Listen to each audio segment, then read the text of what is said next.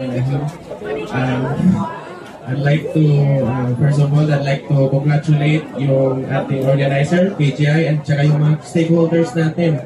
So, in behalf of our provincial governor na nasa equally important na mga former commitments nila. So, yun po.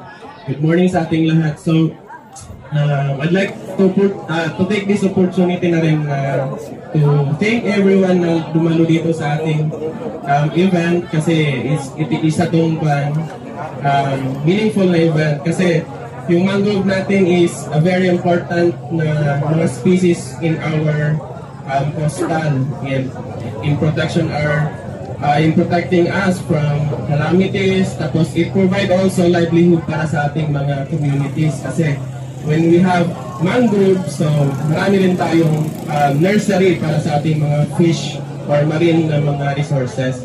So we're given only 2 minutes for this. So with that siguro, kasi mainit na, thank you everyone for coming and sana gawin natin itong taon-taon na. So yun, assalamualaikum and wassalam.